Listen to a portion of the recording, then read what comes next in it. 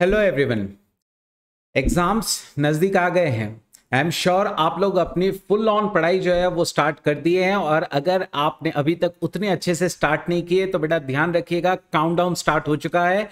हमें अब पूरी तरीके से सिर्फ और सिर्फ एग्जाम ओरिएंटेड अप्रोच रखकर पढ़ाई करनी होगी। ठीक है, अगर आप भी ये बहुत अच्छे से क्लियर करना चाहते हैं अपने अटेम्प्ट को, तो डेफिनेटली बेटा आप एग्जाम ओरिएंटेड अप्रोच रखिए, टाइम को सेव करिए। और इसी के लिए बेटा मैं आज आपके लिए लेकर आया हूं लॉजिकल रीजनिंग का एक बहुत इंपॉर्टेंट चैप्टर, जो कि है बेटा आपका सीटिंग अरेंजमेंट्स। इसका रिवीजन आज मैं करवाऊंगा, और बिल्कुल आपके टाइम को ध्यान में रखते हुए सारे इंपॉर्टेंट क्वेश्चंस को मैंने कवर कर लिया है इस लेक्चर में। तो आप बस एक लेक्चर देखिए और आपको कुछ भी देखने की अलग से जरूरत नहीं पड़ेगी।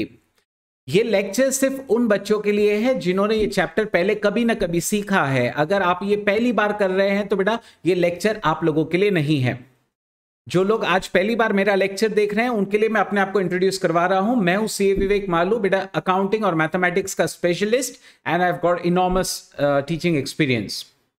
Without wasting any time let me start with the seating arrangements. Seating arrangements क्या होता है बेटा? Seating arrangements consist of arranging the objects or persons in a specific order after complying with all the given conditions। बेटा sitting arrangements में क्या होता है, तो आपको कुछ conditions दी जाएंगी, कुछ objects या कुछ persons दिए जाएंगे जिसको आपको अरेंज करना होगा।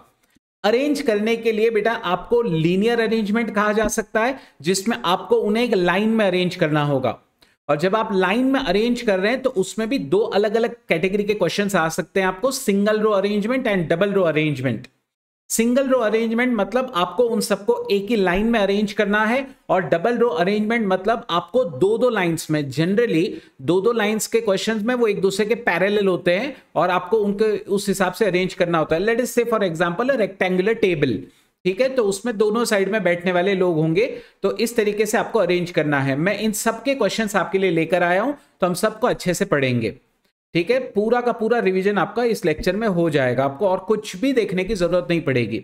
इवन मैंने पास्ट एग्जाम के भी कुछ इंपॉर्टेंट क्वेश्चंस कवर किए हैं यहाँ पे। सर्कुलर अरेंजमेंट, जिसमें आपको उन्हें एक सर्कल में अरेंज करना होगा।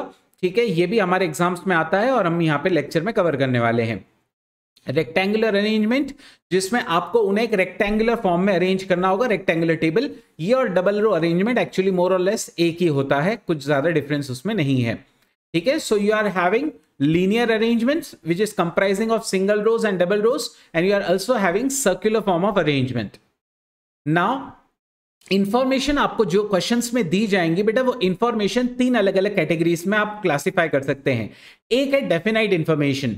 डेफिनाइट इंफॉर्मेशन सबसे अच्छी होती है हमारे लिए, और एग्जाम में जब आप क्वेश्चन सॉल्विंग स्टार्ट कर रहे हैं तो इसी से सबसे पहले क्वेश्चन स्टार्ट किया जाता है।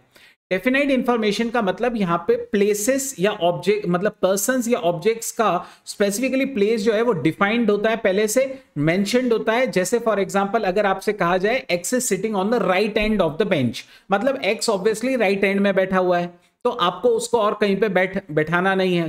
ठीक है ना, so understand definite information. Okay, ये सबसे हमारे सबसे ज्यादा काम की है, सबसे पहले हम इसे ही प्लॉट करते हैं।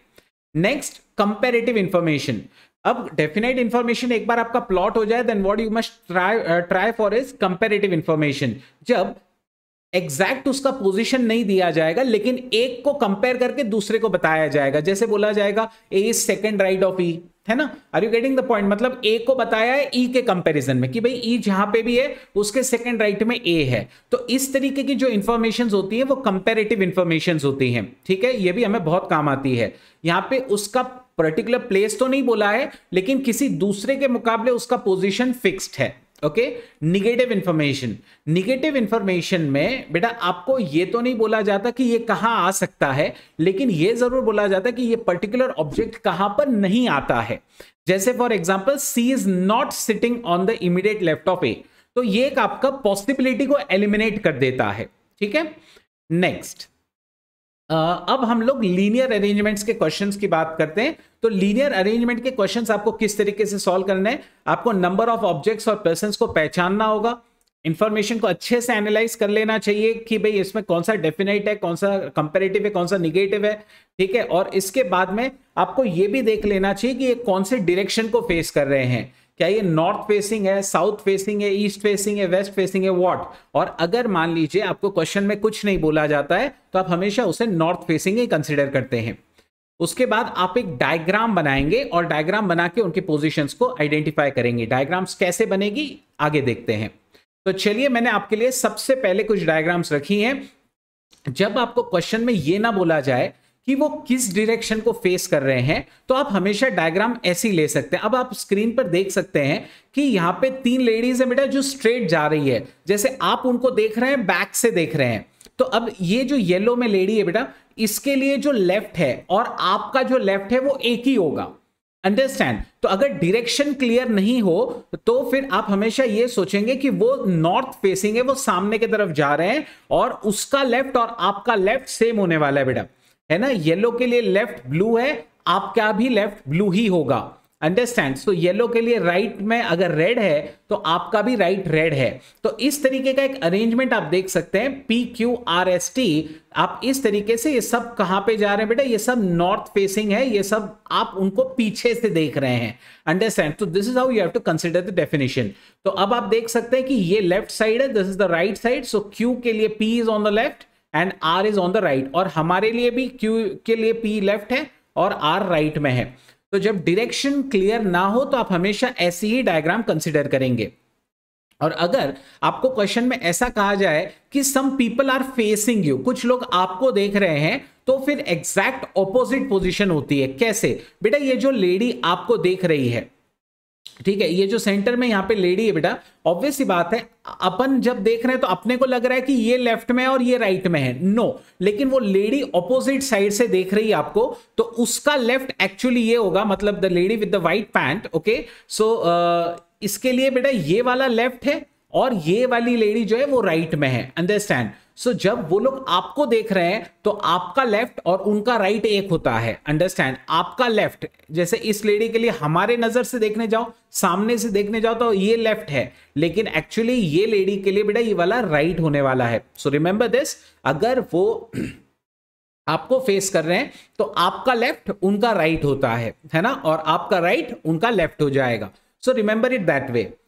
You can see the diagrams, okay. ये सब आपको फेस कर रहे हैं, ठीक है, PQRST। इसलिए उनका जो लेफ्ट है, उनका जो राइट है वो आपका लेफ्ट है, और उनका जो लेफ्ट है वो आपके लिए राइट हो जाता है, ठीक है। So this is how you can make a diagram. अब मैंने कुछ आपको बेसिक्स को थॉरली समझाने के लिए या उसको अच्छे से रिवाइज करने के लिए कुछ छोटे से क्वेश्चंस यहां रखे हैं, देखते हैं। अब मैंने यहां पे एक डायग्राम रखी है, डायग्राम के हिसाब से देखते हैं बेटा, who is or are to the right of B. B के राइट में कौन कौन है। अब बी के राइट में आप देख सकते हैं, ये डायग्राम देखो बेटा, ये सब कहां फेस कर रहे हैं, ये सब नॉर्थ फेसिंग है, यानी आपका लेफ्ट और उनका लेफ्ट एक है, आपका राइट उनका राइट एक है। So who is on the right of B. Right of B में बेटा CDE, कौन कौन है, CDE, okay. So this are on the right of B. Next, who is on the immediate right of B. Immediate right में कौन है, C है। Immediate right में बेटा कौन है, C है। कई बार क्या हो जाता है, राइट ऑफ बी में स्टूडेंट सिर्फ C को कंसिडर करते हैं बेटा, जो गलत है, ठीक है। राइट ऑफ बी में तो तीनों के तीनों थे, इमीडिएट राइट अगर कहा जाए तो सिर्फ C होगा। Who is on the left of D। D के लेफ्ट में कौन है, क्या सिर्फ C है, नहीं, D के लेफ्ट में C भी है, D के लेफ्ट में B भी है, D के लेफ्ट में A भी है बेटा, है ना। तो ये सब के सब यहां पे है। So you can have C, B and A, and who is on the immediate left of C? So immediate left में बेटा कौन आ जाएगा, immediate left में you have got C. Next, who is between A and C? So A और C के between कौन है, as you can see over here, A और C के बीच में कौन है, you are having B, ठीक है। So you are having B. Next, who is between A and E? So A और E के बीच में कौन कौन है। अब A और E के बीच में तो तीनों है, B भी है, C भी है, D भी है। मैं ये सब आपको क्यों समझा रहा हूं, क्योंकि किसी भी तरीके का क्वेश्चन एग्जाम में पूछा जा सकता है, तो मैं आपको अलग अलग वैरायटी ऑफ प्रॉब्लम्स जो है वो समझा रहा हूं। Who is in the middle. Middle में आपको बताने की जरूरत है क्या, who is in the middle. Middle is obviously C। Next, who is second from left hand. Left hand से सेकंड है बेटा B, एंड राइट हैंड से थर्ड कौन है, 1 2 3। सो राइट हैंड से थर्ड है बेटा C। सो इस तरीके के कुछ क्वेश्चंस होते हैं। अच्छा, अगर ये डायग्राम ऑपोजिट रहती थी ना, आपके सारे आंसर्स रिवर्स हो जाते थे, ठीक है, तो बस इतना सा ध्यान रखना है आपको, क्योंकि अगर डायग्राम रिवर्स हो जाएगी, वो सब अगर आपको देख रहे होंगे तो आपका राइट उनका लेफ्ट, आपका लेफ्ट उनका right, understand. So this how you have to work out. इसके अलावा और कोई क्या क्वेश्चंस हो सकते हैं? अभी भी देखिए डायग्राम वो का वो है बेटा, डायग्राम में सब नॉर्थ फेसिंग है। ठीक है, तो चलिए, how far is B to the right? B जो है बेटा राइट से कितना फार है, कितना फार है? तो राइट से first, second, third, fourth, obvious सी बात है राइट से बेटा वो फोर्थ प्लेस पे है। How far is D to the left? D left से कितना दूर है? लेफ्ट से 1 2 3 4, सो अगेन ये भी बेटा फोर्थ पोजीशन पे है। Okay, next, who are at the extremes? Extreme ends पे कौन कौन है? एक्सट्रीम्स हमेशा आखिरी वाले होते हैं, कोने होते हैं बेटा कोने होते हैं। ए और ई जो है वो एक्सट्रीम्स है, A and E are extremes. Next, A B C D E are facing which direction? बेटा अगर आपको कुछ ना बोला जाए क्वेश्चन में, आप हमेशा कंसीडर करेंगे they are north facing. Okay, कौन सा फेस कर रहे हैं बेटा वो सब? North facing, you will always consider. Who is or are adjacent to B? B के एडजेसेंट में कौन कौन है? बी के एडजेसेंट में ए और सी है, सो बी के एडजेसेंट में A and C. Who is the neighbour of A? A का नेबर कौन है? ए का नेबर है बेटा बी, और फिर उसने पूछा बी का नेबर कौन है, तो बी के लिए तो नेबर्स ए और सी दोनों है। ठीक है, तो अब आप बोलेंगे कि सर सेम क्वेश्चन 2 बार क्यों आ रहा है? बेटा मैं आपको सिर्फ अलग अलग वर्डिंग समझाना चाह रहा हूं कि एडजेसेंट बोला जा सकता है, नेबर्स बोले जा सकते हैं, ऐसे अलग अलग वर्डिंग्स हो सकते हैं। ठीक है, सो ऑलमोस्ट हमने सब कुछ कवर किया है। अब यहां पे आप देख सकते हैं आपके स्क्रीन में 2 रो सीक्वेंस है। अब आप देखो ये kind of a rectangular table है, बराबर ना? This is kind of a rectangular table. A के लिए ये देखिए, ठीक है, अब ये आप देख सकते हैं ये सब इनको फेस कर रहे हैं। ए डी को देख रहा है, बी ई को देख रहा है, सी एफ को देख रहा है, और डी ए को, ई बी को, एफ जो है वो सी को। अगर डायरेक्शंस ना दी जाए तो आप तो हमेशा यही कंसीडर करने वाले हैं कि ये जो डी है बेटा ये नॉर्थ के तरफ देख रहा है, और ए जो है वो कहां देख रहा है? ए जो है बेटा वो साउथ के तरफ देख रहा है ना? ए जो है वो साउथ के तरफ देख रहा है, तो हम ऐसे ही कंसीडर करते हैं हमेशा। ठीक है, तो चलिए अब एक एक करके इसमें क्या अलग अलग वैरायटी ऑफ प्रॉब्लम्स हो सकते हैं देखते हैं। Who is sitting opposite to D? D के ऑपोजिट में कौन है? डी के ऑपोजिट में तो ए है ना? सिंपल है, डी के ऑपोजिट में कौन है? ए है, सो ए आंसर है। Who is sitting diagonally opposite of D? अब आप वर्डिंग्स में डिफरेंस देखिए, पहले क्या वर्डिंग था? ऑपोजिट या इन फ्रंट ऑफ डी, है ना? इन फ्रंट ऑफ डी भी बोल सकते हैं, ऑपोजिट ऑफ डी भी बोल सकते हैं, और अब बोला है उसने डायगोनली ऑपोजिट। डायगोनली ऑपोजिट कौन है? डी के। डी के डायगोनली ऑपोजिट आता है बेटा सी, सो आंसर इज सी, है ना? Next, who is or are sitting in the middle of the rows? कुछ बोलने की जरूरत है? Who is in the middle of rows? So B and E are in the middle of rows. And who is the neighbour of A? A का neighbour कौन है बेटा? अब क्या हो जाता है, स्टूडेंट्स ये सोचते हैं कि यार ए का नेबर ये डी भी है क्या? नहीं, ए का नेबर सिर्फ एक है और वो है बी। ए का और कोई नेबर नहीं है, he is on the extreme end. Okay, so A का एक ही नेबर कंसिडर किया जाता है, दैट इज बी। नेक्स्ट, इसमें और क्या क्या क्वेश्चंस हो सकते हैं? Who is neighbour of B या एडजेसेंट ऑफ बी? बी के लिए नेबर्स कौन कौन गिने जाएंगे और एडजेसेंट कौन कौन होंगे? बी के लिए नेबर्स हैं ए और सी, या एडजेसेंट आप कह सकते हैं A and C. Who is to the left of A? A के लेफ्ट में कौन कौन है बेटा? ए के लेफ्ट में कौन कौन है? अब ए के लिए लेफ्ट, अब आप देखो, आप सोचेंगे यार इधर लेफ्ट में कोई नहीं है। बेटा एक बात याद रखना, मैंने आपसे कहा था ये सब आपको देख रहे हैं, ये सब साउथ फेसिंग है। ये क्या है बेटा? ये सब के सब साउथ फेसिंग है, this are facing towards south. तो आपका लेफ्ट उनका राइट और आपका राइट उनका लेफ्ट। तो आपको बोला है कि ए का लेफ्ट, ए का लेफ्ट यानी तुम्हारा राइट, है ना? ए का लेफ्ट यानी तुम्हारा राइट, तो बेसिकली ए के लिए राइट में बी और सी है बेटा, बी और सी है। आप बोलेंगे सर ए के राइट में तो ये है ना? बेटा ए के राइट में क्या बोलते हैं, ए के लेफ्ट में, सॉरी, ए के लेफ्ट में बी भी है, ए के लेफ्ट में सी भी है। हाँ, अगर ए के इमीडिएट लेफ्ट पूछे तो आंसर सिर्फ बी आएगा, और वो दोनों भी क्वेश्चन मैंने यहां रखे हैं। ए के लिए लेफ्ट है बेटा बी और सी, और ए का इमीडिएट लेफ्ट है B. Who are on the extreme ends? अब इसमें एक्सट्रीम एंड्स में कौन कौन है? चार चार एक्सट्रीम्स है बेटा यहाँ पे, तो A C D and F. Okay, A C D and F, ये चार चार जो है ये सब के सब एक्सट्रीम्स में है और ये बीच में वाले मिडिल में है। सो ऐसे अलग अलग वैरायटी ऑफ प्रॉब्लम्स हो सकते हैं। ठीक है, इसमें केयरफुल आपको कहां रहना है, जब स्पेशली ये सामने वाले जो देख रहे हैं ना, इतना ध्यान में रखना, जो आपको देख रहा है आपका लेफ्ट उनका राइट, आपका राइट उनका लेफ्ट, अंडरस्टैंड? ठीक है, सो आई एम श्योर अब आप ये कभी नहीं भूलेंगे, है ना। चलिए, मैंने इसके लिए माइंड मैप भी आगे रखा है, ठीक है, जिसमें हम ये चीजें फिर से रिकॉल कर लेंगे। अब आपके सामने एक सर्कुलर अरेंजमेंट है जिसमें आप देख सकते हैं कि कुछ लोग ए से लेके क्या बोलते हैं एच तक, ऑब्वियसली 8 लोग हो गए, ये सब सेंटर के तरफ देख रहे हैं। किसके तरफ देख रहे हैं? सेंटर के तरफ देख रहे हैं, और ये सब एक सर्कल में अरेंज किए हुए हैं। तो जब ये सब सेंटर में देखते हैं तो ये सब एक दूसरे को ऑपोजिट देख रहे हैं बेटा। और ये डायग्राम में आप देख सकते हैं मैंने डायरेक्शंस रखी हुई है, यहाँ पे नॉर्थ है, वेस्ट है, ईस्ट है, साउथ है। Okay, so this are the directions. और एक बात ध्यान रखना, जो सेंटर में देख रहे हैं ना वो डायग्राम्स इजी होती है। क्यों? क्योंकि आपका लेफ्ट उनका लेफ्ट एक होता है ना।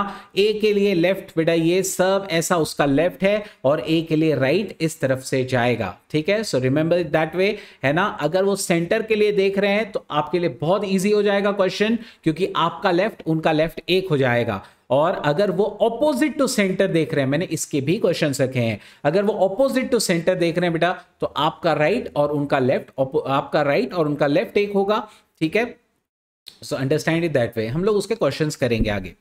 Who is sitting to the right of A? A के राइट में कौन है? ए के राइट में बेटा ये सब सेंटर को देख रहे हैं, तो आपका लेफ्ट आपका उनका लेफ्ट एक है, आपका राइट उनका राइट एक है। सो ए के राइट में कौन है? Obviously B.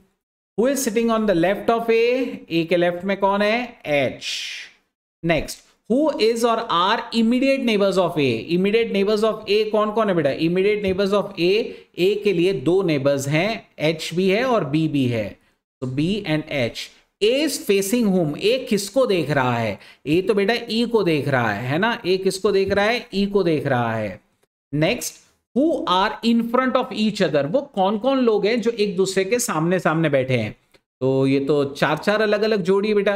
A के सामने E है, B के सामने F है, C के सामने G है और D के सामने H है।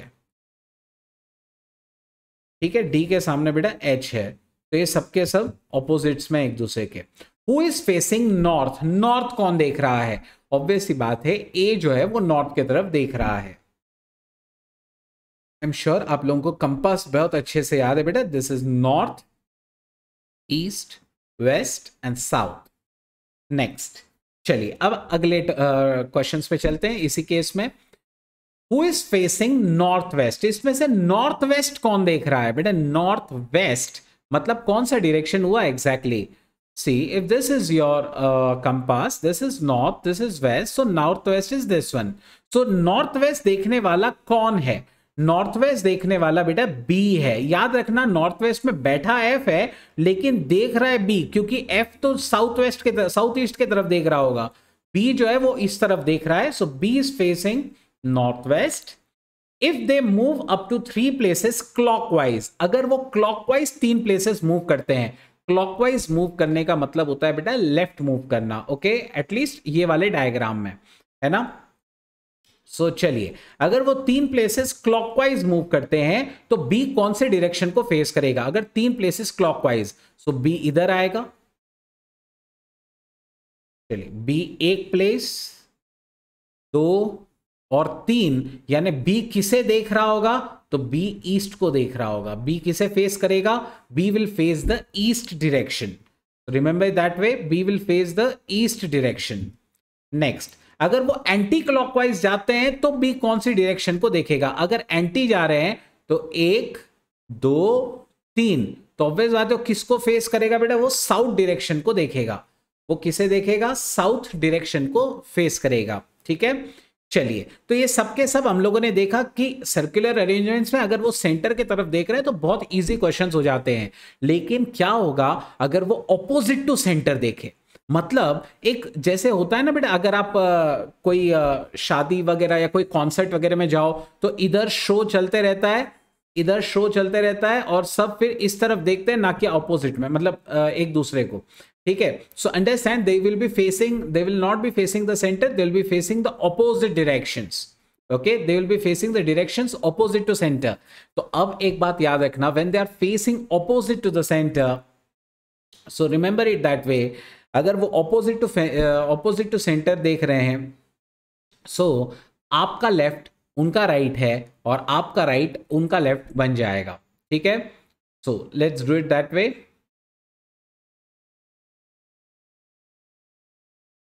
Next, who is sitting to the right of A? A के राइट में कौन है? ए के राइट में बेटा ये ए जो है ये आपको देख रहा है, उसके राइट में यानी तुम्हारे लेफ्ट में कौन है? तो बेसिकली एच है, H is the answer. Who is sitting to the left of A? A के लेफ्ट में कौन है? ए के लेफ्ट में बेटा यानी ऑब्वियसली तुम्हारे राइट में, that is B. Next, who is or are immediate neighbours of A? Immediate neighbours of A कौन है? ए के इमीडिएट नेबर्स तो साफ दिख रहे हैं, दे आर बी और H, B H. Okay, B and H. A is facing whom, A किसके तरफ देख रहा है? एक्चुअली तो ये इसे तो ऑपोजिट देख रहा है, लेकिन अगर ऐसा क्वेश्चन आ जाए तो आप ए के ऑपोजिट वाले पार्टी का नाम लिखेंगे और वो ऑब्वियसली बात है ई है इस क्वेश्चन में। Who are in front of each other? Same 4 pairs, A, B F, CG and DH. Okay, so same for AE, BF, CG and DH. Who is facing north? अब इन सब में से बेटा नॉर्थ देखने वाला कौन है? तो अब नॉर्थ के तरफ ई देख रहा है। आप देख सकते हैं बेटा ई जो है वो नॉर्थ के तरफ देख रहा है, क्योंकि ए तो अब जो है वो साउथ के तरफ देख रहा है, हमें देख रहा है। ठीक है, so A is facing us, so north की तरफ कौन देख रहा है? E is the one who is facing north. Now आप देख सकते हैं जो मैंने डायग्राम्स भी बनाई है ना, एरोज आप देखिए, जब वो ऑपोजिट देख रहे हैं ना, मैंने एरोज ऐसे दिए हैं, और अगर वो सेंटर में देख रहे होते तो हम ऑपोज ऐसे एरोज देते थे। ठीक है, सो आपके लिए बेटा यहाँ पे देखिए, मैंने ये जब फेसिंग सेंटर वाला क्वेश्चन करवाया था आपको, तो फेसिंग सेंटर में वो हमेशा इस तरफ देख रहे होते थे। चलिए अब आगे चलते हैं। अब वही वाले question, who is facing opposite to centre? Okay, who is facing north west? अब नॉर्थ वेस्ट देखने वाला कौन है? पिछली बार याद है ऐसे ऑपोजिट देख रहे थे, लेकिन बेटा इस बार एफ जो है वो नॉर्थ वेस्ट में बैठा है और उसका फेसिंग भी उस तरफ में है, so F is facing north west. अगर बी अब क्लॉकवाइज जाता है तो बी कौन से डायरेक्शन को फेस करेगा? तो बेटा अगर बी क्लॉकवाइज जा रहा है तो क्लॉक तो वही चलती है, 1 2 3, तो बी इधर बैठेगा और वो सेंटर को नहीं ऑपोजिट साइड देखेगा, यानी B will face west. Similarly अगर बी एंटी क्लॉकवाइज जाता है तो बेटा क्या हो जाएगा? अगर बी एंटी क्लॉकवाइज जा रहा है तो 1 2 और 3, और फिर वो कौन से साइड देखेगा? He will be facing north. ठीक है, so this is how you have to tackle different variety of problems. Okay, different kind of things. Okay, now इसको समझाने के लिए इसके आपके टेक्स्ट बुक के और कुछ पास्ट एग्जाम के मैंने इंपॉर्टेंट क्वेश्चंस यहाँ पे रखे हुए हैं। Let's do this. Okay, conceptually बेटा चैप्टर में और कुछ भी नहीं है। ठीक है, so you have to use your logics, frame a diagram and identify whatever is asked. Okay, so 5 boys A B C D E are sitting in a row, A is on the right of B. Now what do you have understood by this? A is on the right of B. अच्छा, sitting in a row, उसने ये नहीं बोला कि वो north देख रहे हैं या साउथ देख रहे हैं, so we can make it like this. E is on the left of B. बेटा E जो है वो left of B है। Okay, so E has come over here. Okay, but to the right of C, मतलब E is to the left of B but to the right of C. ये जो E है बेटा वो C के right में है, वो C के राइट में है। नेक्स्ट, C का राइट, तुम्हारा राइट 1 है। A is to the left of D. A जो है ना बेटा वो D के लेफ्ट में है, so D must be here. Okay, so who is second from the left hand? Left hand से सेकंड कौन है? लेफ्ट हैंड से सेकंड E है, so E is the answer. Simple सा डायग्राम था एकदम, है ना, एकदम सिंपल डायग्राम। ये सबके सब बेटा कहाँ देख रहे हैं? ये सब के सब नॉर्थ फेसिंग है, क्योंकि कुछ बोला नहीं है तो इसलिए आपका लेफ्ट उनका लेफ्ट एक बन गया। सिंपल सा था क्वेश्चन, है ना। मैं वापस एक बार रिपीट कर दूं, हमने कैसे डिराइव किया इसको। A is on the right of B, so B लिखा, उसके राइट में A लिखा, फिर E is on the left of B, तो E यहां लिख दिया, और फिर बोला कि but to the right of C, मतलब E जो है वो C के राइट में है, C के राइट में E है, और उसके बाद A is to the left of D, तो ये हमने डायग्राम बना ली, और उसके बाद सेकंड फ्रॉम लेफ्ट हैंड पूछा था, लेफ्ट हैंड से सेकंड तो E होता है, so E is the answer. Let's move to the next question. So next question में अब यहां पे आपको दिया हुआ है 5 senior citizens are living in a multi storeyed building. Mister Muan lives in a flat above mister Ashokan. Okay, so अब यहां पे फ्लैट वाइज कुछ है. Mister Lokesh lives in a flat below mister Gaurav. Mister Ashokan lives in a flat above mister Gaurav. Rakesh lives in a flat below mister Lokesh who lives in the top most flat. ठीक है, तो अब आपको टॉप मोस्ट फ्लैट जो है उसके बारे में जानकारी निकालनी है. तो चलिए, कोई दिक्कत नहीं बेटा, बहुत इजी सा क्वेश्चन है, फटाफट इसको फिनिश करने की कोशिश करेंगे. Mister Muan lives in a flat above mister Ashokan. यहां पे स्पेस कम होने के कारण मैं दूसरी जगह पे आपको सॉल्व करके बताऊंगा. ओके, उसने कहा mister Muan lives in a flat above mister Ashokan. So अगर यहां पर मुआन है तो ऑब्वियस सी बात है यहां अशोकन होगा, क्योंकि अशोकन के ऊपर है मुआन. मिस्टर लोकेश और गौरव का रिलेशनशिप दिया है, लेकिन अभी वो काम का नहीं हमारे. Mister Ashokan lives in a flat above mister Gaurav. ये जो अशोक है ये किसके ऊपर है बेटा? ये गौरव के ऊपर है. ये किसके ऊपर है? ये गौरव के ऊपर है. नेक्स्ट, और गौरव के नीचे बोला था मिस्टर लोकेश है. सो लोकेश इसके नीचे हुआ, और इसके बाद बोला है mister Rakesh lives in a flat below Lokesh. तो राकेश तो इसके भी नीचे है. ठीक है, who lives in the top most flat. So top most flat पे कौन रहता है बेटा? मुआन रहता है. Who lives in the top most flat? Top most flat पे मुआन रहता है. सिंपल क्वेश्चन था एकदम, है ना, एकदम सिंपल सा क्वेश्चन है बेटा. ठीक है, हम लोगों ने कैसे प्लॉट किया मैं एक बार आपको जरूर जो है वो बता दूं इसके बारे में. एक बार कैसे प्लॉट किया हम लोगों ने, कैसे एक एक करके लिखते चले गए अपन. सबसे पहले उसने कहा था कि मिस्टर मुआन अशोकन के ऊपर रहता है. उससे प्लॉटिंग हमने स्टार्ट की. मिस्टर मुआन को ऊपर लिखा और फिर अशोकन को लिखा, और उसके बाद में ये वाली लाइन पहले प्लॉट की मैंने कि अशोकन गौरव के ऊपर है, और उसके बाद देखा कि लोकेश गौरव के नीचे है, और फिर राकेश लोकेश के भी नीचे है. तो टॉप मोस्ट पे कौन हुआ? मुआन हुआ बेटा, C option. Let's move to the next question. अब आगे बोला है 5 children are sitting in a row. ये क्वेश्चन एग्जाम में भी आ चुका है, और ये क्वेश्चन इंपॉर्टेंट है. क्यों? क्योंकि इसमें ना वर्डिंग्स बहुत अच्छी फ्रेम की गई है. 5 children are sitting in a row. 5 बच्चे एक रो में बैठे हैं. S is sitting next to P. S P के बाजू में, but not T. But not T. ठीक है, ये सबसे इंपॉर्टेंट एडजस्टमेंट में बेटा, ये यहां पे एक कॉमा लेना चाहिए हमने, और उसको कैसे पढ़ना है वो थोड़ी देर बाद हम लोग समझेंगे. K is sitting next to R, who is sitting on the extreme left. तो अब ये ऑब्वियस सी बात है, ये सबके सब बेटा रो में, ये सबके सब एक रो में बैठे हैं. They are all in a रो. और उसने कहा K is sitting to the extreme K is sitting next to R, who is on the extreme left. ये लाइन को सबसे पहले प्लॉट करना होगा. मैं एक काम करता हूं बेटा, सबसे पहले 5 बॉक्सेस बना लेता हूं यहां पे उन लोगों को बैठने के लिए. 1 2 3 4 और 5. ठीक है, अब उसने क्या कहा? अब उसने कहा कि सबसे लेफ्ट में कौन बैठा है बेटा? Who is on the extreme left. Extreme left में आर है. एक्सट्रीम लेफ्ट में बेटा आर है, और उसके बाजू में कौन बैठा है? K sitting next to R. Okay, so K जो है वो इसके बाजू में है. तो सबसे पहले ये लाइन आपको प्लॉट करनी है. K is sitting next to R, who is on the extreme left. तो extreme left में K R है, और उसके बाजू में K है. T is not sitting next to K. तो T इधर तो है नहीं, ये एक पॉसिबिलिटी एलिमिनेट हो गई. ये एक पॉसिबिलिटी क्या है बेटा? एलिमिनेट हो गई कि T इधर नहीं आ सकता. तो इधर आने वाले कौन कौन हो गए? ऑब्वियस सी बात है S और P बाकी है. तो S या P में से कोई भी एक इधर हो सकता है. कोई भी एक इधर हो सकता है. अब ये लाइन को प्लॉट करते हैं. S is sitting next to P but not T. मतलब S जो है वो P के बाजू में बैठा है. ठीक है, लेकिन T P के बाजू में नहीं बैठा है. T P के बाजू में नहीं बैठा है. तो अगर बेटा मैं P यहां पे लूंगा और S यहां पे, तो T तो P के बाजू में हो जाएगा, नहीं चलेगा. तो आपको किस तरीके से इसे प्लॉट कर लेना चाहिए? PST. अब यहां पे सबसे ज्यादा दिक्कत यहीं पे आती है, इसी लाइन में आती है बेटा बच्चों को. S is sitting next to P but not T.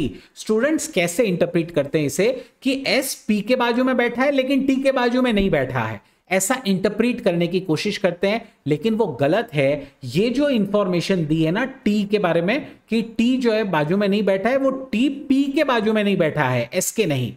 ठीक है, यहां पे कॉमा है और ये जो बट नॉट टी है ना, ये पी के बारे में जानकारी दे रहा है, एस के बारे में जानकारी नहीं दे रहा है। तो यही सबसे इंपॉर्टेंट चीज है कि एस जो है वो पी के बाजू में बैठा है, लेकिन टी पी के बाजू में नहीं बैठा है। उसे ऐसे पढ़ना है, S is sitting next to P but not T, T जो है पी के बाजू में नहीं है। Understand? So this is how you have to read. आप ऐसा मत पढ़ना कि S is sitting next to P but S is not sitting next to T, नहीं, ऐसा मीनिंग नहीं है उसका। ये जो बट नॉट टी है ये एस के लिए नहीं है, ये बट नॉट टी जो है वो पी के लिए है। ठीक है, so T is not next to P, तो टी और पी में थोड़ा फर्क हो गया और एस बीच में आ गया। क्वेश्चन ये आ रहा है who is or are adjacent to S, S के बाजू में कौन कौन है? Obviously P and T. So P and T, D option is the correct option. ठीक है, आई एम श्योर अगर अभी भी आपको कुछ दिक्कत है तो वीडियो जरूर रिवाइज करिए, रिकैप करिए और देख सकते हैं आप वापस से। Next question, 8 persons A, B, C, D, E, F, G, H are sitting in a straight line. E sits second to the right of D. चलो अपन 8 लोगों को यहां पे प्लॉट करना है, देखते हैं कि कौन सी इंफो सबसे पहले प्लॉट करनी है। एक बार अच्छे से पढ़ लेंगे हम लोग। E sits second right to D, H sits fourth left to D. उसके बाद में C and F are immediate neighbors, but C is not the immediate neighbor of A. G is not the neighbor of E. Only 2 persons sit between A and E. The persons on the left hand and right hand are respectively R. अब बेटा यहाँ पे कोई भी definite information नहीं दी है, सबके सब क्या दिए हुए हैं बेटा? कंपैरेटिव इंफॉर्मेशन ही दिए हुए हैं। तो चलो देर की उस बात की, हम एक एक करके प्लॉट करना स्टार्ट करेंगे। E sits second right to D. ठीक है, so let's try to plot this.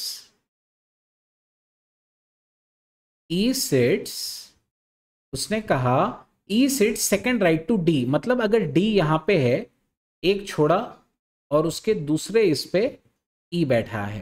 ठीक है, तो एक हमने ये छोड़ दिया बीच में line. H sits fourth left to D, H जो है बेटा उसके फोर्थ लेफ्ट में है, D के फोर्थ लेफ्ट में H है। 1 2 3 4 H। ठीक है, H is fourth left to D. C and F are immediate neighbors, but C is not the immediate neighbor of A. Okay. G is not neighbor of E. Only 2 persons sit between A and E. A और E के बीच में 2 persons है। अब बेटा आप इसमें ना ये सबसे इंपॉर्टेंट पॉइंट है यहाँ पे प्लॉट करने के लिए कि A यहां पर आना चाहिए या इधर 2 लाइन छोड़ के ए इधर आना चाहिए। तो आंसर है ऑब्वियस सी बात है ए इधर ही आ सकता है, क्योंकि अगर मैं इधर और पॉइंट्स प्लॉट करने जाऊं तो वो 8 से ज्यादा हो जाएंगे। आप गिनो 1 2 3 4 5 6 7 8 9 लाइक दिस। ठीक है, तो वो 8 से ज्यादा तो है नहीं, तो फिर ऑब्वियस सी बात है ए इधर ही होगा। उसने कहा है ए और ई के बीच में 2 पर्सन्स है, तो ए इधर ही आने वाला है। फिर उसने कहा था C and F are immediate neighbours, तो C और F दोनों साथ में बैठेंगे। अब C ऑफ F या तो यहां बैठ जाए या इधर बैठे या इधर बैठे, लेकिन ऑब्वियस सी बात है अगर मैं C और F को यहां प्लॉट करूं या इधर प्लॉट करूं तो 8 से ज्यादा पर्सन्स हो जाएंगे, नहीं चलेगा। तो ऑब्वियस सी बात है C और F इधर ही कहीं तो बैठने वाले हैं। और उसने कहा था आपको कि C is not the neighbour of A, तो C इधर आ सकता है क्या? नहीं आ सकता है, तो C तो इधर ही आएगा और उसके बाजू में F जो है वो इमीडिएट नेबर है। तो ये सब यहां पे प्लॉट हो गए। ठीक है, अभी भी कुछ बाकी है, जैसे SCF AD अभी तक हमारे 5 ये हुए, 6 7 अभी भी एक बाकी है, देखते हैं। उसने कहा था ये तो हो गया, G is not the neighbour of E, तो G जो है बेटा इधर आ सकता है क्या? नहीं आ सकता। इधर आ सकता है? नहीं आ सकता, क्योंकि वो E का नेबर ही नहीं है। तो G ऑब्वियसली इधर है। और जो बच गई पार्टी अब वो कौन है? A हो गया, सिर्फ B बाकी है, तो B has to come over here. ठीक है, B जो है बेटा वो डेफिनेटली यहीं आएगा। सो इस तरीके से आप जो है इन्हें प्लॉट कर सकते हैं। ठीक है ना, इस तरीके से आप जो है इन्हें प्लॉट कर सकते हैं। मैं चाहिए तो आपको एक बार फिर से समझा दूं बेटा कि मैंने कैसे इन सबको प्लॉट किया है। ठीक है, मैंने सबसे पहले क्या किया, मैंने जो इन्फो दिया था यहां पे कि E sit second right to D, मैंने इसे प्लॉट किया। ई जो है सेकेंड राइट ऑफ डी। ठीक है, H sits fourth left to D, 1 2 3 और इधर जो है वो एच है। उसके बाद कहा उसने सी एन एफ नेबर्स वगैरह। ठीक है, only 2 person between A and D, तो ये इंपॉर्टेंट इन्फो थी। ए और ई इधर नहीं आ सकते थे बेटा, ये बात ध्यान रखना था आपको कि ए ई इधर आ सकता, क्या बोलते हैं, सॉरी, या तो ए जो है वो इधर आ जाए ताकि इनके बीच में 2 प्लेसेस हो जाए, या ए इधर आ जाए। लेकिन प्रॉब्लम ये है कि अगर ए इधर आ जाएगा तो टोटल 8 से ज्यादा हो जाएंगे, 1 2 3 4 5 6 7 8 9, वैसे पॉसिबल नहीं है। तो इसलिए ए जो है वो डेफिनेटली इधर ही होने वाला है। और उसने कहा उसके बाद कि सी और एफ इमीडिएट नेबर है, लेकिन सी जो है ए के पास नहीं बैठा है। अब मैं सी और एफ अगर इधर प्लॉट करूंगा तो भी 8 से ज्यादा हो जाएंगे, नहीं चलेगा। इधर प्लॉट करूंगा तो भी 8 से ज्यादा हो जाएंगे, तो वो उनको यहीं पे बिठाना पड़ेगा जो 2 एम्प्टी स्पेसेस है। लेकिन सी जो है ए के पास में नहीं था, तो इसलिए सी यहां पे, एफ यहां पे। और इसके बाद उसने कहा कि जी जो है वो ई का नेबर नहीं है, तो जी इधर आ सकता है क्या? नहीं आ सकता। इधर आ सकता है? नहीं आ सकता। जी डेफिनेटली इधर होगा, और बचा हुआ बी जो है वो इधर। तो एक्सट्रीम्स में कौन बैठा है? G and E. A option is the correct option. Let's move to the next question. 6 students A, B, C, D, E, F are sitting in a row. B is between F and D. ठीक है, तो चलो जल्दी से हम इसे plot कर लें। B जो है बेटा F और D के बीच में है, तो you have got F, D के बीच में B, है ना? ये बात तो पक्की है। अब आप बोल सकते हैं कि सर ये तो उल्टा भी हो सकता है। बिल्कुल बेटा, 2 पॉसिबिलिटीज है यहाँ पे, या तो FBD हो सकता है या DBF भी हो सकता है। ठीक है, दिस आर 2 पॉसिबिलिटीज। आगे E is between A and C, तो अगेन 2 पॉसिबिलिटीज। हो सकता है AEC, है ना, E is between A and C, या हो सकता है बेटा CEA, CEA, ये भी एक पॉसिबिलिटी हो सकती है। However, A does not sit next to F और D. A जो है वो F और D के पास में नहीं बैठा है। मतलब A के बाजू में बेटा अगर आप ऐसा प्लॉट करें CEA, ठीक है, तो CEA अगर मैं करूं तो FBD नहीं हो सकता या DBF भी नहीं हो सकता, क्योंकि A के बाजू में ना D आता है ना F आता है। तो इसका मतलब तो साफ है बेटा कि ये ऑब्वियस सी बात है, AEC नहीं हो सकता, सॉरी CA नहीं हो सकता, AEC हो सकता है। और इसके बाद में आपको एक और चीज बोली यहां पे कि C does not sit next to D, C के बाजू में D नहीं है, तो ये F से ही स्टार्ट होने वाला होगा, FBD, AEC FBD। तो ये सारी कंडीशंस फुलफिल कर रहा है। चेक कर लेते हैं क्या सारी कंडीशंस फुलफिल हो रही है। B is between F and D, मैं चेक कर रहा हूं बेटा क्या सारी कंडीशंस फुलफिल हो रही है। B is between F and D, yes. E is between A and C, yes. A does not sit next to F or D, perfect. A उसके बाजू में नहीं है। C does not sit next to D, perfect. तो सारी conditions meet हो गई। अब सारी कंडीशन मीट हो गई तो उसने पूछा कि F किसके किसके बीच में बैठा है, तो F जो है बेटा B और C के बीच में बैठा हुआ है। F जो है B और C के बीच में बैठा हुआ है। अच्छा, इस क्वेश्चन को अगर आप रिवर्स प्लॉट करो ना तो भी आंसर वही आएगा। मतलब अगर आप ऐसा प्लॉट करेंगे बिल्कुल इनके रिवर्स पोजीशंस, DBF CEA, ठीक है ना, DBF CEA, तो भी आंसर वही आने वाला है बेटा। तो भी आंसर वही आएगा कि F के बाजू में B और C आएंगे। ठीक है, so this way it also can be done. So 2 solutions actually. Let's move to the next one. 6 persons are sitting in a circle. Now you have to draw a circle. So I'll just draw a circle over here. Let's plot a circle. Okay, perfect. अब उसने कहा है actually 6 places है, 6 persons है। Okay, Parik is between excuse me, Parik is between Bablu and Narendra, Ashok is between Chitra and Pankaj, Chitra is on the immediate left of Bablu, who is on the immediate right of Bablu.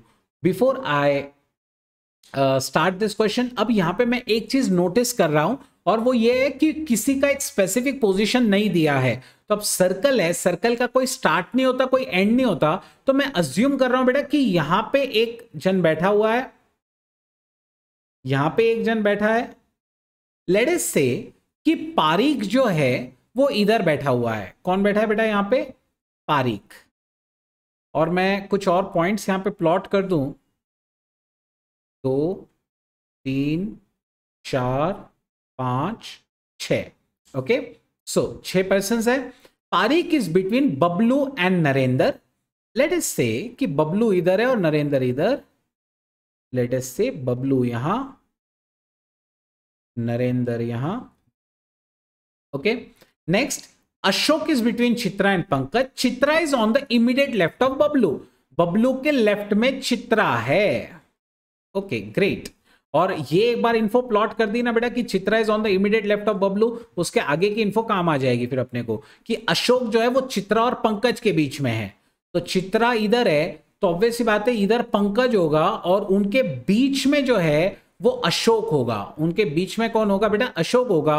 Who is on the immediate right of Bablu? Bablu के right में कौन है? तो बबलू के right में बेटा obvious सी बात है पारीक ही है। बबलू के राइट में कौन है? पारीक ही है उसके राइट में। ठीक है, सो वैसे तो सही बताऊं ना आपको, पारीक जो है बबलू और नरेंद्र के बीच में है और उसने कहा था कि चित्रा लेफ्ट में बबलू के, तो ऑब्वियस सी बात है राइट में जो है बबलू के कौन आने वाला है? पारीक ही आने वाला था। सो ये हमारी उसकी डायग्राम भी हो गई। ठीक है, इजी सा क्वेश्चन था, नथिंग मच डिफिकल्ट। मैं एक बार चाहिए तो फिर से आपको ये प्लॉट करके बता दूं कि इसे कैसे बनाना है, तो अगर किसी को कुछ क्वेरी रहता है तो वो अपने आप ही क्लियर हो जाएगा बेटा, अपने आप ही क्लियर हो जाएगा। लेट्स से मैंने शुरुआत कहां से की थी बेटा, मैं बता दूं आपको कि क्वेश्चन में किसी की स्पेसिफिक प्लेस फिक्स नहीं थी, तो मैंने पारीक को सबसे पहले यहां बिठा दिया। पारीक एक बार यहां पे बैठा, उसके बाद में मैंने क्या किया, उसके बाद में एक एक करके मैं प्लॉट करते गया कि भाई पारीक बबलू और नरेंद्र के बीच में है, तो ऑब्वियस बात है वो कहीं पे भी हो सकता है। लेकिन उसने ये भी कहा था कि Chitra is on the immediate left of Bablu, तो बबलू इधर ही हो सकता है। एक बात ध्यान रखना, बबलू यही हो सकता है क्योंकि अगर मैं बबलू यहां लिख दूं तो फिर उसके लेफ्ट में चित्रा नहीं बैठेगी। अंडरस्टैंड? तो बबलू इधर ही होगा बेटा, नरेंद्र इधर ही होगा। ठीक है, और उसके बाद में चित्रा उसके लेफ्ट में है तो चित्रा यहां पे, और फिर उसने कहा था कि चित्रा और पंकज के बीच में अशोक है। चित्रा और पंकज के बीच में कौन है बेटा? अशोक है। तो ये पूरी डायग्राम हो गई और बबलू के राइट का पूछा है वो पारीक है। ठीक है, so that's the answer. Let's move to the next question. Now we have got 8 friends. Okay, तो चलिए 8 फ्रेंड्स को you have to plot. 8 friends A, B, C, D, E, F, G, H are sitting in a circle. Fantastic. Facing the center, not necessarily in the same order. D sits third to the left of A, E sits to the immediate right of A, B to the third left of G, G to the second right of B, C is the neighbor of B, C is third to the left of H. Who amongst is following is exactly between F and D? तो चलो एक circle सबसे पहले plot कर लें। एक circle बेटा plot कर लेते हैं सबसे पहले। तो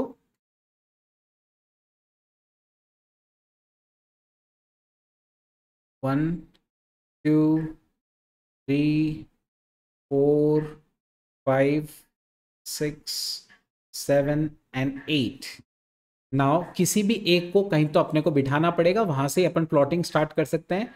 D sits third to the left of A। Let us say A यहां पे है तो D उसके थर्ड है, 1 2 3। D यहां पे आ जाएगा third left. Okay, let's move to the next one.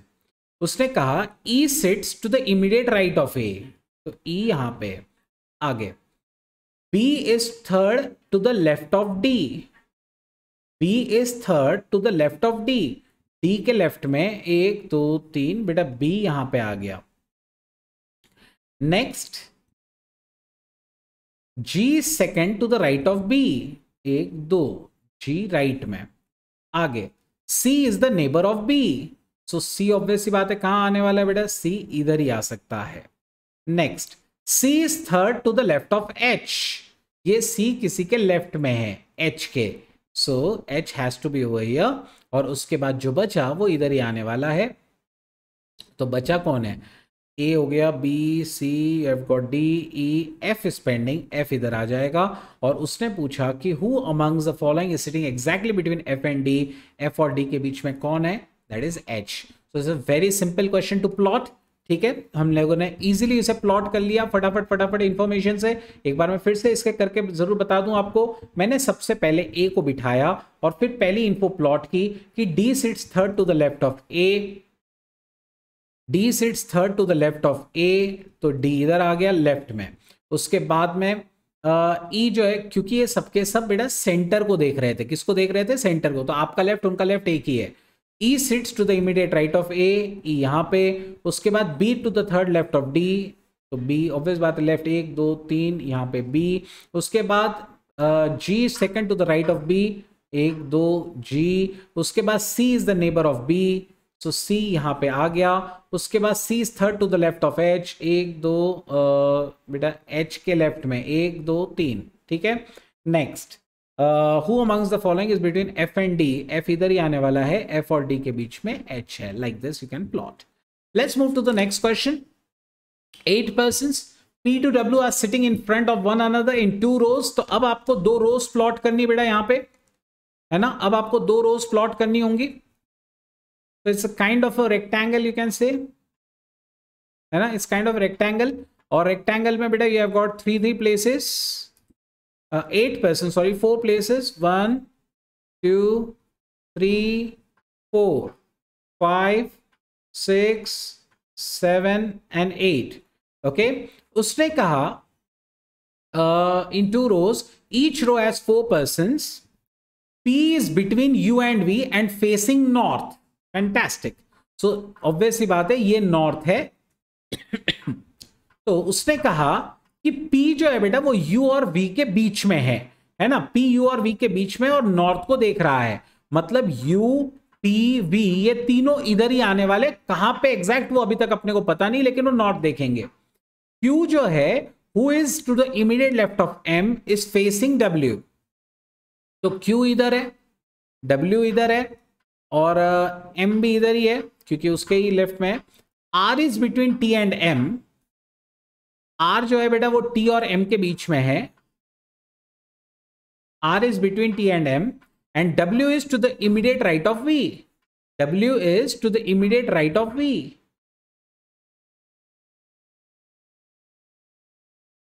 अच्छा, is facing W ना, ओके सो सॉरी, ये W यहां नहीं आएगा, sorry. Q is immediate right left of M, okay, and is facing W। तो Q किसको फेस कर रहा है बेटा, W को फेस कर रहा है। R is between T and M, T और M के बीच में R है। अब यहां पे इंपॉर्टेंट चीजें जो है वो स्टार्ट हो जाती हैं। अब अपने को सबसे पहले शुरुआत कहां से करना बेटा, प्लॉट किसको करना है, तो आपको वो यहां से मिलेगा बेटा कि Q who is to the immediate left of M, बेटा Q इस इधर देख रहा है, तो ऑब्वियस सी बात है M का इमीडिएट लेफ्ट कौन होगा बेटा, समझने की कोशिश करिएगा। हमारा लेफ्ट और उनका राइट सेम होता है, तो आपको क्या बोला है वहां पे कि who is immediate left of M, यानी M के लेफ्ट में Q है, M के लेफ्ट में बेटा Q है और वो W को देख रहा है, वो W को देख रहा है, ठीक है, वो W को देख रहा है। अब ऑब्वियस सी बात है, अगर मैं W को यहां प्लॉट करूं, अगर मैं W को यहां प्लॉट करूं तो Q इधर आ जाना चाहिए, लेकिन उसके लेफ्ट में मतलब M इधर नहीं आ पाएगा। सो ऑब्वियस सी बात है W इधर ही आ सकता है बेटा। कहां आ सकता है W यहीं आ सकता है, अंडरस्टैंड, W यहीं आएगा, W हमारा इधर आ जाएगा। Remove the grade lines, better. चल, W हमारा नीचे आ गया, ठीक है। Q फिर ऑब्वियस सी बात है इधर और M इधर, ठीक है, M के लेफ्ट में वो हो गया, ठीक है। और आप पूछ सकते हैं कि सर इधर ही क्यों, W को यहां पे बीच बीच में क्यों नहीं लिया बेटा, क्योंकि यहां कहा था कि P is between U and V, तो यहां पे P बीच में ही आना चाहिए। अगर मैं P यहां लेता तो फिर वो पॉसिबल नहीं हो पाता, अंडरस्टैंड दिस थिंग।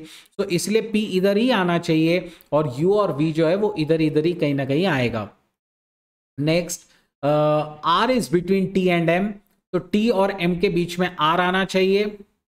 एक्चुअली वो ये इंफॉर्मेशन से प्लॉट हो रहे हैं कि T और M इधर है, देखो Q तो हर हाल में इधर आना है, T और M के बीच में आर है। अगर मान लेता मैं एम इधर है और टी इधर है तो एम का क्या बोलते हैं, फिर मैं ना क्यू को प्लॉट नहीं कर पाता बीच में, क्यू को प्लॉट नहीं कर पाता क्योंकि एम और टी के बीच में ऑब्वियसली बात है आर है, एम और टी के बीच में आर है। So understand, so T R M, P is between U and V, okay. Q who is immediate left of M is facing W. Q is on the immediate left of M. M के left में Q है और is facing W, बराबर वो W को face कर रहा है. R is between T and M, perfect. And W is to the immediate right of V. W is to the immediate right of V. तो V इधर ही होगा, ठीक है, V इधर ही होगा और उसके बाद में अगर V इधर है तो U इधर ही होगा. Who is sitting in front of R? R के सामने कौन है? R के सामने बेटा P है, सो P इज द आंसर. तो P इज द आंसर. मुझे पता है अभी भी बेटा आपको शायद उतना क्लैरिटी नहीं आया होगा क्वेश्चन का, एक बार मैं इसे वापस से आपको सॉल्व करके जरूर बता दूं, ठीक है. हम लोग ये इन्फो को पहले प्लॉट कर लेते हैं. W is to the immediate right of V, ठीक है. W जो है बेटा इमीडिएट राइट ऑफ V है और इधर ये भी बोला है कि P U V सबके सब नॉर्थ को फेस कर रहे हैं. तो ये बात तो तय हो गई थी कि UPV इधर ही आने वाला है और क्या बोलते हैं V के इमीडिएट राइट में W है, V के इमीडिएट राइट में W है, ठीक है. तो ये चारों के चारों इधर आने थे और बचे हुए जो चार थे जैसे Q R S और T, ये सबके सब इधर आने थे. सो सॉरी, T M, ठीक है, you have got T M, you have got Q, okay, and R. Now ये चारों यहां आने थे, ये बात तो तय हो गई थी. अब उसने कहा कि W is to the immediate right of V. W जो है बेटा वो इमीडिएट राइट ऑफ V है. अगर V इधर आया और U इधर, अगर V इधर U इधर और ऐसे बीच में मैं P ले लूं तो W उसके राइट में नहीं हो सकता, ठीक है. W उसके राइट में नहीं हो सकता. नाउ ऑब्वियस सी बात है अगर W राइट में होना है तो इनका अरेंजमेंट ऐसे ही हो सकता है कि W इधर हो, U इधर, P इधर, V इधर. P तो हर हाल में बीच में आने वाला है, ठीक है. अगर मुझे इसे राइट में रखना है तो बेटा ये एक ही पॉसिबिलिटी है कि ये इस तरीके से सेट हो जाएंगे. और उसके बाद उसने कहा था कि Q is to the immediate left of M is facing W. तो Q इसके ऑब्वियसली बात है सामने है और वो इमीडिएट लेफ्ट ऑफ M है. ऑब्वियसली बात है इन M और T के बीच में R था, तो बस R के ऑपोजिट कौन है? P है. इस तरीके से आप डायग्राम जो है बना सकते हैं. Let's move to the next question. अगर फिर भी आपको कुछ क्वेरीज है आप डेफिनेटली बेटा वीडियो एक बार रिवाइज करिए, रिकैप करिए और आपको जो है वो क्लैरिटी आ जाएगा. अब आपको 10 स्टूडेंट्स के बारे में बोला गया है, ठीक है. 10 students A to J are sitting in a row facing west. Okay, facing west. Now facing west, it is given like means they will be facing this side. Okay. Now उसने कहा G is sitting to the left of D, H is sitting to the right of J. Okay. There are 4 persons between E and A.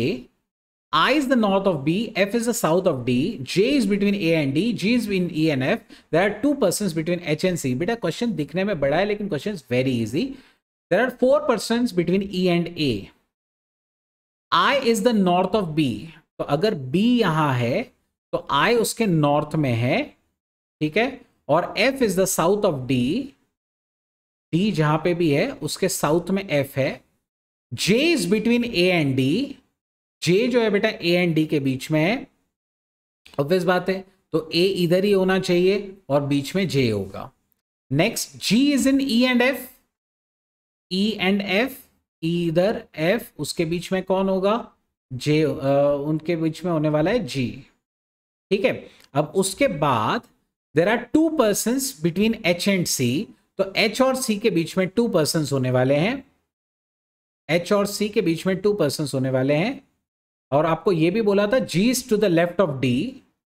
G is to the left of D. Obviously बात है ये waste देख रहे हैं तो उसके left में यही आने वाले हैं. H is to the right of J. J के राइट में है H, मतलब H कहीं ना कहीं ऊपर है. H कहीं ना कहीं ऊपर है. और उसने कहा कि H और C के बीच में, मतलब अगर इधर एक H है इधर ये एक C है तो इनके बीच में 2 आदमी हैं, इनके बीच में 2 आदमी. तो ये I और B का जो अपना ये सीक्वेंस था वो ऑब्वियस सी बात है इनके बीच में आ जाता है, वो इनके बीच में ही आएगा, I और B। तो H और C जो जो बच गए हैं वो या तो इधर हो सकता है या तो इधर हो सकता है, H और C। ठीक है, और आपको पूछा है who is sitting at the 7th place counting from left. Left से अगर मैं गिनूं 1 2 3 4 5 6 7, आंसर इज H और C। आइदर H और C दोनों में से कोई भी बैठ सकता है, दोनों में से बेटा कोई भी बैठ सकता है। मैं फिर से एक बार इसे प्लॉट करके आपको जरूर बता दूं।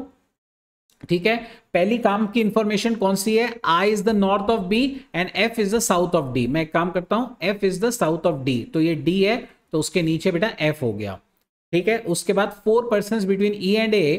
ठीक है, J is between A and D, A और D के बीच में J है। अब प्रॉब्लम ये है कि A इधर हो सकता है क्या, तो फिर अगर इधर होता तो A और D के बीच में F कहां से आ रहा है, G होगा, तो A इधर ही है, उनके बीच में J है, उनके बीच में J है। Next, G is in E and F, तो F और ऑब्वियस सी बात है E फिर इधर ही आएगा क्योंकि इधर तो ऊपर तो है नहीं। ये 6 तो कंफर्म हो गए, ये 6 तो बेटा कंफर्म हो गए। ठीक है, अब टोटल 10 ही है, 10 में से 6 तो पक्के हो गए, 4 ही बाकी है। अब उसने कहा था कि H जो है ना बेटा वो J के राइट में है, J के राइट में H, तो राइट में अगर मैं करने जाऊंगा तो ऑब्वियस सी बात है J या तो इधर होगा, इधर या किधर भी ऊपर हो सकता है, लेकिन वो ऊपर ही होने वाला है, उसका H जो है बेटा वो ऊपर ही होने वाला है। और उसने कहा था कि H और C के बीच में 2 आदमी हैं। अब टोटल 6 तो हो गए, बचे 4, 4 में भी वो बोल रहा है कि H और C के बीच में 2 है, तो ऑब्वियस सी बात है हम बीच में कुछ स्पेसेस ब्लैंक छोड़ सकते हैं। यहां 4 आदमी के लिए जगह होगी, यहां 4 आदमियों के लिए जगह है, जिसमें से ये जो पहला और आखिरी वाला है ये H या C में से कोई एक होगा, क्योंकि उन दोनों के बीच में ही 2 आदमी थे, और जो बचे हुए 2 है वो है I और B। I is on the north of B, तो ये I है और ये B है। अब प्रॉब्लम ये है कि इन दोनों में से कौन कहां है उसकी गारंटी नहीं है, तो हम लोग D ऑप्शन क्लिक करेंगे। ठीक है, let's move to the next question. 6 persons MNOPQR sitting in 2 rows again with 3 persons in each row. Both the rows are in front of each other.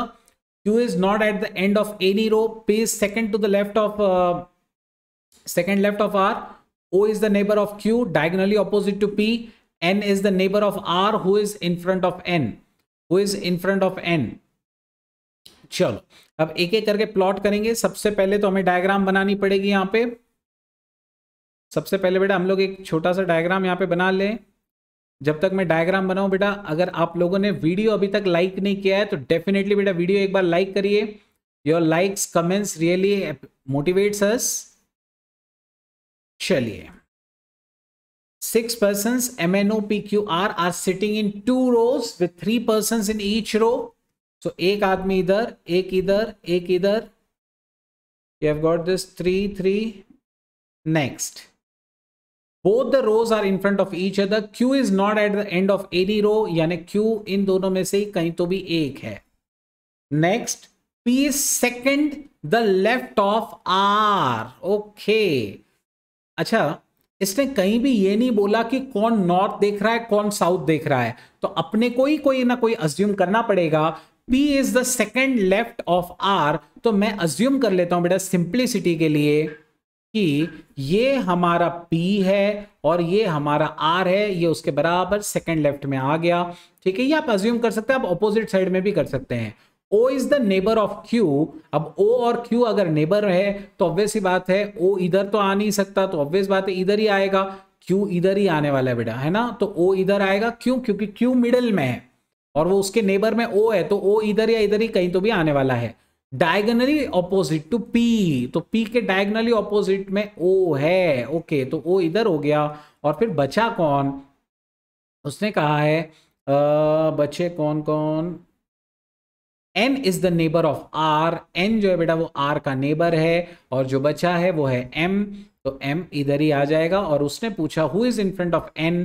N के सामने कौन है? N के सामने बेटा Q है।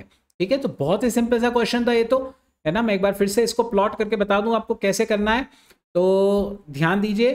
पहले उसने कहा कि Q एंड में नहीं है और P is the second left of R, तो मैंने आर इधर रख दिया उसके सेकंड लेफ्ट में पी, और क्यू जो है वो एंड में नहीं, तो क्यू सेंटर में है, लेकिन क्यू का नेबर ओ है, तो अगर मैं क्यू यहां लूं तो उसका नेबर ओ नहीं बन पाएगा, तो क्यू मुझे यहीं सेंटर में लेना पड़ेगा, और उसका जो नेबर है बेटा ओ, वो डायगोनली ऑपोजिट है पी के, तो ओ इधर ही आने वाला था। और उसके बाद कहा उसने कि एन जो है वो आर का नेबर है, तो एन आर का नेबर बन गया, और उसके बाद इधर जो बचा वो एम, तो एन का ऑपोजिट कौन है बेटा, क्यू है। ठीक है, so this how you can plot it. Next question, there are 8 books kept one over the other. ठीक है, 8 बुक्स का क्वेश्चन है, सिंपल सा क्वेश्चन है बेटा, बिल्कुल टफ नहीं है। 8 किताबें हैं, 2 books are on organisation behaviour, 2 on TQM, 3 on industrial relation, 1 on economics. तो मैं इसे नाम कुछ इस तरीके से बेटा दूंगा, नाम कुछ इस तरीके से दूंगा जैसे O1 O2, ठीक है, क्योंकि 2 OB पे, T1 T2 I1 I2 I3, उसके बाद E1, है ना, ये इतनी किताबें हैं बेटा अपने पास में। Counting from the top, the second, fifth and sixth are on industrial relation. सबसे इंपॉर्टेंट इंफॉर्मेशन यही है, तो मैं भी 8 को सीधा सीधा प्लॉट कर लूं, किताब 1 2 3 4 5 6 7 और 8। ठीक है, ये 8 किताबें हो गई। उसने कहा कि टॉप से गिनोगे तो सेकंड, फिफ्थ और सिक्स्थ IR पे है।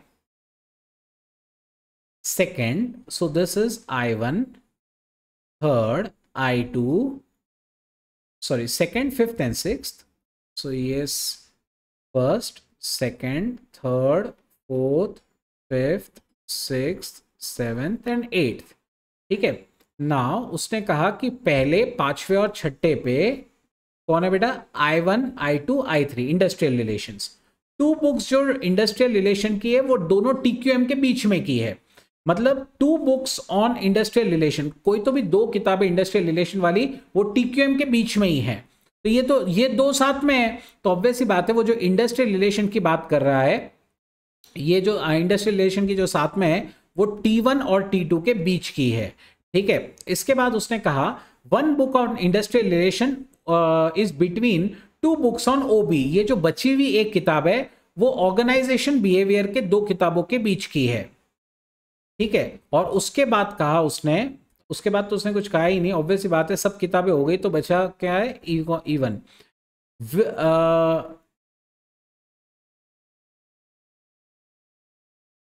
while the book above the book of economics is a book of TQM, तो EQ के ऊपर TQM है, बिल्कुल सही, इको के ऊपर TQM ही आ रहा है। Which of the following book is the last book from the top, top से लास्ट पे आ रहा है बेटा इकोनॉमिक्स, तो economics is the right answer. ठीक है, economics is the right answer. I tell you again how I have plotted, बहुत इजी सा क्वेश्चन था, कुछ नहीं। सबसे पहले मैंने क्या किया, सबका नंबरिंग कर लिया, और उसने कहा था कि बेटा टॉप से गिनने के बाद में सेकंड, फिफ्थ और सिक्स जो है वो इंडस्ट्रियल है, तो सेकंड, फिफ्थ और सिक्स पे पहले इनको प्लॉट किया। फिर उसने कहा कि 2 बुक्स जो IR की एक साथ है वो TQM के बीच में है, ये जो 2 IR वाली है ना वो TQM के बीच वाली है, वो TQM के बीच वाली है। तो मैंने क्या किया, मैंने इसे T1 ले लिया, इसे T2 ले लिया, और इसके बाद में कहा कि एक बुक जो है IR की वो 2 OB के बीच में है, ये जो इकलौती बुक है ये 2 OB के बीच में है। और इसके बाद ऑब्वियस बात है इकोनॉमिक्स ही बचा है, फिर counting from top eco is the last one. Next, PQRSTU are sitting in a row facing north. Okay, P is the fourth to the right of T. चलो इसे प्लॉट करना फटाफट फटाफट स्टार्ट करेंगे बेटा। 8 पोजीशन है, P is fourth to the right of T। अगर T इधर है, T के राइट में फोर्थ, 1 2 3, और यहां पे चौथे पे P है। उसके बाद कहा W is fourth to the left of S, W 1 2 3 S। ठीक है, चलो R and U which are not at the ends, तो R और U ends में नहीं है, are neighbors of Q and T respectively, are neighbors of Q and T respectively। W is next to the left of P, W is next to the left of P, ये certain है, ये P है तो इसके W इधर है, next to the left of P। And P is the neighbour of Q, P is the neighbour of Q कह रहा है वो, तो Q इधर ही होगा, ठीक है। और फिर अपने को ये भी पता है कि W और S के बीच में 4 का गैप है, W is 4 to the left of S, 1 2 3 4 बराबर है। उसके बाद और क्या क्या इन्फो बाकी, अपना P और T का हो गया, W और S का हो गया, W और P और Q का भी हो गया। R and U which are not at the ends, तो R और U एंड्स पे तो नहीं है, are neighbours of Q and T respectively, यानी R जो है वो किसका नेबर है, Q का नेबर है।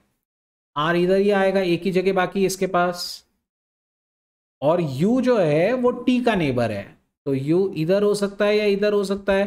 बेटा टोटल लोग कितने हैं, PQRS 4 और 4 8, तो 1 2 3 4 5 6 7 8, तो ऑब्वियस बात है ये बीच में ही होगा, यही वाला हो सकता है बेटा, T एक्सट्रीम पे होना ही होना है। U जो है बेटा वो यहाँ पे है, ठीक है। एनी चीज उसने कहा था कि U एंड पे नहीं है, ठीक है। और जो बच गया है TU आई गेस V बचा है, तो ये इस तरीके का बेटा प्लॉटिंग होगा। एक्सट्रीम एंड्स पे पूछा है, तो T और S जो है बेटा ये दोनों एक्सट्रीम एंड्स पे हैं, ये एक्सट्रीम एंड्स पे हैं। मैं एक बार फिर से आपको ये प्लॉटिंग करके बता दूं कि किस तरीके से हमने प्लॉट किया है। P is the fourth to the right of T, तो 1 2 3 4 P, फिर मैंने ये वाली इन्फो प्लॉट की कि W is to next to the left of P, और फिर W is 4 to the left of S, 1 2 S है ना, इसके फोर्थ लेफ्ट। उसके बाद P is the neighbour of Q, Q इधर आ गया।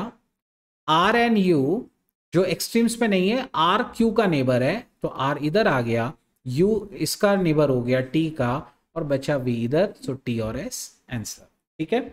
चलिए बेटा अगले क्वेश्चन की तरफ चलेंगे।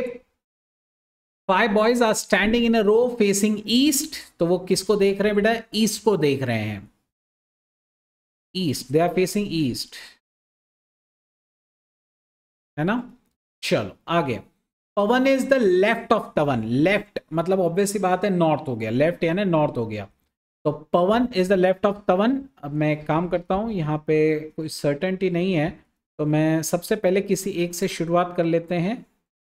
पवन to the left of Tavan, चलो Vipin and Chavan, okay. Pawan is the left of Tavan, Vipin and चवान, तो तवन विपिन चवान कोई भी यहाँ पे है, किस तरीके से वो पता नहीं, लेकिन पवन लेफ्ट में है, फिर ये पहले नहीं प्लॉट कर पाएंगे हम लोग। चलो आगे देखेंगे। Tavan Vipin Chavan are left of Nakul, Chavan is between Tavan and Vipin, okay, Chavan is between Tavan and Vipin, और उसने कहा है Vipin is fourth from the left. Now here you have some definite information कि लेफ्ट से जो है बेटा विपिन फोर्थ पे है, ओके। तो अब ये सब ईस्ट को देख रहे हैं, है ना, ये सब बेटा ईस्ट को देख रहे हैं, और उसमें लेफ्ट कौन सा होगा, लेफ्ट ऑब्वियस बात है ये लेफ्ट है ना, इन लोगों का ये लेफ्ट होने वाला है, तो फोर्थ जो लेफ्ट है वो विपिन है। तो ये इन्फो आ गई ना अपने को, तो अपना काफी काम हो जाएगा, रिलैक्स हो जाएगा बेटा। यहां पे विपिन है, यहां पे विपिन है, और उसके बाद अब बाकी की इन्फो जो है अपन प्लॉट करना स्टार्ट करते हैं कि चवान जो है वो तवन और विपिन के बीच में है, तो ऑब्वियस बात है ये इधर नहीं आ सकता क्योंकि फोर्थ में है, तो चवान is between Tavan and Vipin, तो विपिन इधर है तो तवान इधर होगा और चवन इधर होगा। और फिर उसने कहा था कि Tavan Vipin and Chavan are to the left of Nakul, ये तवन विपिन चवान ये तीनों नकुल के लेफ्ट में है, तो नकुल इधर ही होने वाला है, और जो बचा है पवन वो इधर ही होगा, तो पवन इज द लेफ्ट ऑफ तवन, बिल्कुल सही है, ठीक है। विपिन चवान सबका सही है बेटा, बाकी सब आ गया। हाउ फार इज तवन फ्रॉम द राइट, राइट से तवन कितना लंबा है, राइट से तवन फोर्थ पोजीशन पे है, ठीक है ना, राइट से तवन फोर्थ पोजीशन पे है। तो ऐसे बहुत सारे हमने हर तरीके के सर्कल के लीनियर, और इसके अलावा हमने सर्कल, लीनियर, रेक्टेंगुलर, सब तरीके के सीक्वेंस को जो है थॉरली स्टडी कर लिया अभी, ठीक है। ये वाला लेक्चर मोर देन इनफ है बेटा आप लोगों के लिए, सारे क्वेश्चंस जो रेलिवेंट है हम लोगों ने कर लिए हैं। अब एक माइंड मैप मैंने एक छोटा सा रिकैप आपके लिए दे के रखा है कि हमने पूरे चैप्टर में क्या क्या देखा। जब डायरेक्शंस अगर स्पेसिफाइड ना हो या वो नॉर्थ देख रहे हैं तो आपका लेफ्ट उनका लेफ्ट एक है। जब डायरेक्शंस आपके तरफ है मतलब वो आपको देख रहे हैं या साउथ देख रहे हैं तो बेटा आपका लेफ्ट और उनका राइट ऑपोजिट, मतलब आपका लेफ्ट इज इक्वल टू उनका राइट। ठीक है। अगर ऑब्जेक्ट सर्कल में और सेंटर में देख रहे हैं तो तुम्हारा लेफ्ट उनका लेफ्ट और क्लॉकवाइज तीनों एक है। ठीक है। और अगर वो सब ऑपोजिट टू सेंटर देख रहे हैं तो तुम्हारा लेफ्ट उनका राइट है और वही क्लॉकवाइज मूवमेंट भी है। नेक्स्ट, लेफ्ट और इमीडिएट लेफ्ट एक नहीं होता, दोनों अलग अलग है। लेफ्ट में बहुत सारे लेफ्ट हो सकते हैं, इमीडिएट लेफ्ट में एक ही पार्टी होती है। ऑपोजिट और डायगोनली ऑपोजिट में भी फर्क होता है, ऑपोजिट सामने वाला, डायगोनली ऑपोजिट क्रॉस वाला। For solving ways always plot पहले डेफिनाइट इंफॉर्मेशन, जैसे हमने अभी तवन विपिन वाले में भी किया कि पहले डेफिनाइट विपिन को प्लॉट किया, फिर कंपैरेटिव्स प्लॉट किए, और अगर कुछ निगेटिव है तो उसके बाद प्लॉट होगा। और अगर फिर भी कोई कंडीशन फुलफिल नहीं होती है तो फिर हम अजम्पशंस करते हैं और फिर कंडीशंस फुलफिल होती है या नहीं वो चेक करके आंसर डिराइव करने की कोशिश करते हैं। जैसे याद है हम लोगों ने कुछ क्वेश्चंस में देखा था कि वो 2 इधर नहीं उधर प्लॉट हो गए तो 8 से ज्यादा लोग हो जाएंगे, ऐसे हम कुछ अजम्पशंस करके ट्राई करने की कोशिश करते हैं, बैठ जाता है बेटा, मिल जाता है उससे। ठीक है। So this is your chapter, simple सा चैप्टर था, आई एम श्योर आप सब अच्छे से समझ चुके हैं। ठीक है। I hope you have like the video, subscribe the channel, share the video with all your friends.